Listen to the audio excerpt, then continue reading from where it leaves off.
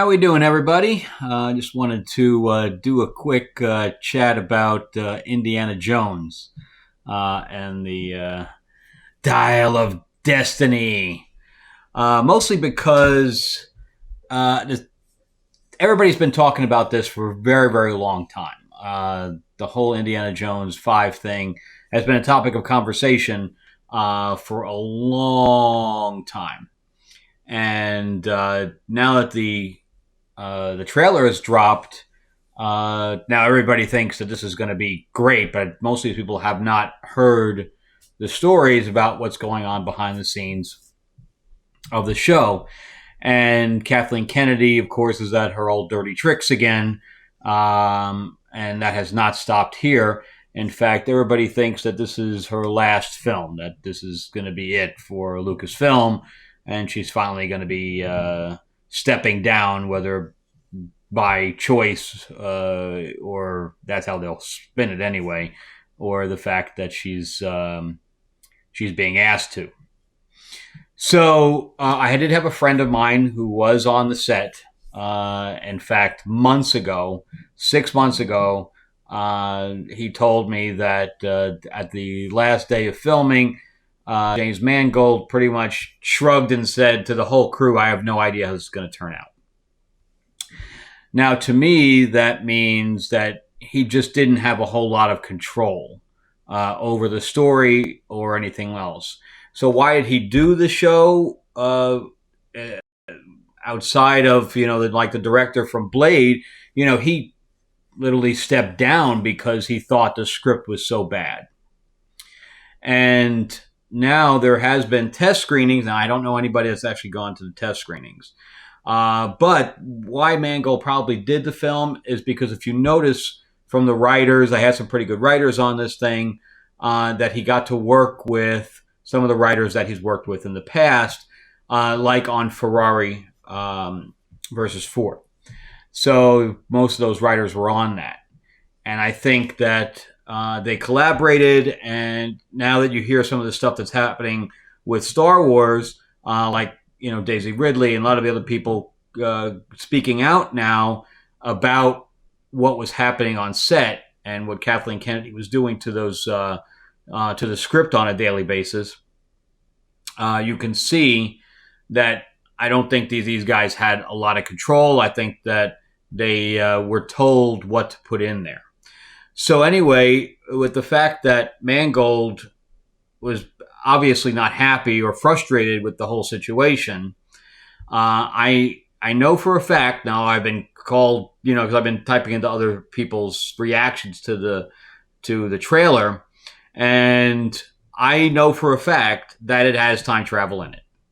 Now, I've been called troll and everything like that because people are looking at the trailer and saying, "Oh, this is going to be great," but so was the trailer for Crystal Skull. So was the trailer for all of the Star Wars films, with the Skywalker trilogy, or however you want to call it. All those trailers look great too. And look what we got. So trailer is deceptive. And yes, the trailer is a good trailer. And some of the other people that I've seen do reviews, the guy's 80 years old also. Is he going to really sell, doing all these stunts? But anyway, the storyline is there is time travel in it. That I know for a fact, and you should know for a fact if you watch the trailer, and that's why you see a younger Indiana Jones there, the face swap there through deepfake. That's not a flashback. That is a time travel situation where they end up running into a younger Indy. So I know everybody's saying, is there, the fact that there was time travel in it, and we see Phoebe Waller-Bridge is in it, and if you don't know who that is, she played the very annoying robot in Solo. She's also known for writing, so she's also a writer. And she's done some decent stuff, but when it comes to acting, that's not her forte. And I think that her and Kathleen Kennedy are kind of like this because they're both, feminists, and that they want to see, the female characters outshine the males at every point. And that's what's going on here with that. So right now, from what everybody else is reporting on, and I believe this, now again, you can believe whatever you want. Okay, you can call me a troll, call me whatever you want, but this is what's being reported on. Okay, so, and I believe it. And just from the fact that I know there's time travel in it, and I know what Kathleen Kennedy and Phoebe Waller-Bridge want to do, they want to erase Indiana Jones completely. So if you just have to Google the Indiana Jones 5 test screenings, and you'll see what they're trying to do with the ending. Okay? So, and I know Mangold's coming out and saying, oh, no, there's no test screenings. That's not happening. Of course he has to say this because he didn't step down from it. He directed the damn thing, and he had probably brought on his own writers to do the writing on it. However, so he's embedded in this thing, but he doesn't want people not to go see the movie. And if everybody hears about how this is going to go, nobody's going to go. Kind of like what happened with James Bond. Nobody wanted to see Bond die. And as far as the States were concerned, it was one of the lowest grossing Bond movies in the States in existence. And guess who wrote that thing? I think that Phoebe Waller-Bridge had some writing credit in that. So it goes to show you what the situation is. So what they want to do is Phoebe Waller-Bridge is Brody. It's his granddaughter, which makes it Indy's niece. Okay? And she's going to go around through the whole thing and tell him how crappy he is and put him down through the whole movie. And they don't show any of that stuff in the trailer. They show her very, very small amount, but she's a huge, huge character in the film. And at the end of the film, what they're looking to do, there are 6 different endings going around right now, but what the ending they want to use is Phoebe Waller-Bridge. So the younger Indiana Jones dies to protect her. Okay, I don't know if it was a gunshot or whatever. I don't know what the specifics are. But he dies to protect her. So when he dies, older Indiana Jones who's there doesn't exist anymore, right? Because if you kill the younger guy, the older guy doesn't exist. So he fades away a la Back to the Future, which leaves the hat there for whatever reason, obviously younger Indiana Jones hat, and Phoebe Waller-Bridge picks it up, and she becomes Indiana Jones. You see, as the credits are starting to roll, her doing all of the things that Indy was famous for, like running from the rock boulder. Basically, she takes over, not only takes over the mantle, but she actually does all the things that Indiana Jones had done in the past. In essence, erasing him completely. So that's a situation going on with this right now. And again, they're not going to show any of that. First of all, they're still going through what endings they're going to use, but that's what Kennedy wants to use right now. And the reviews from people that have gone to see the test screening have not been good. Not been good at all. It's the Dial of Destiny. That's what it is. It's time travel. That's what that is. So Crystal Skull was bad enough, and now we had Nuke the Fridge came out of that. So it's kind of like Jump the Shark with when Fonzie did that in Happy Days, where that became off the rails. When something goes off the rails, it was Jump the Shark. But when Crystal Skull came out, it was Nuke the Fridge because it was just so ludicrous, right?